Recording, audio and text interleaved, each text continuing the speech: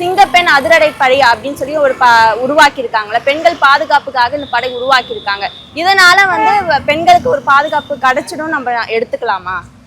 அதனால மட்டும் கிடைக்காது, அதோட சேர்த்து வந்து எல்லாருமே மாறணும். நிறைய திங்ஸ் மாறினா மட்டும் தான் முடியும். வெறும் வந்து நாங்கள் ஜஸ்ட் சிங்கப்பெண்ற இது டைட்டில் கொண்டு வந்த மட்டும் முடியாது.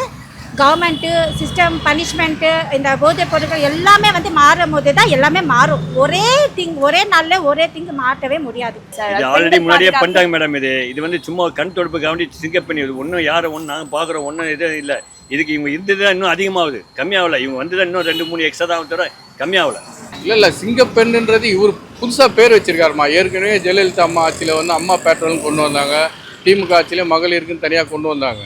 இவர் வந்து புதுசாக அதுக்கு பேர் வச்சிருக்காரு, இல்லாமல்லாம் இல்லை. ஏற்கனவே அம்மா பேட்ரோல் பண்ணாங்க. இவர் வந்து இந்த பாதிப்பு நான் வாக்கு கொடுத்துட்டேன்றது கொண்டு நல்ல விஷயம்தான். ஒரு பாதுகாப்பு கொடுக்கறது, அதுக்கு ஒரு செக்யூரிட்டி கொடுக்கறதுன்றலாம் தவறான விஷயம் இல்லை, நல்ல விஷயம்தான். ஆனால் அவங்கள குறை சொல்லிட்டு நீ அதை தானே பண்ணிட்டு இருக்க. சிங்கப்பெண்ணெல்லாம் என்னம்மா, அது ஒன்றுமே தெரியலையே. சிங்கப்பெண்ணும் ஒரு பொம்பளை தானம்மா.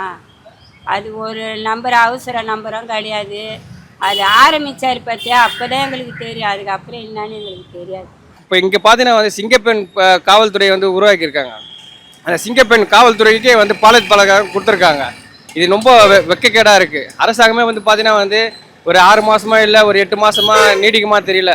ஏன்னா மக்களை வந்து ஏமாந்து ஓட்டு போட்டாங்க, பாவம் கஷ்டப்படுறாங்க. இப்போ வந்து ஓட்டு போட்டு இப்போ சின்ன சின்ன குழந்தைலாம் பார்த்தீங்கன்னா ரொம்ப கஷ்டமாக இருக்குது. குழந்தைலாம் பார்த்தீங்கன்னா பிறந்த குழந்தைய பாலித் பலாத்காரம் பண்ணுறாங்க. ரொம்ப அநியாயமாக நடக்குது இந்த அரசாங்கத்தில்.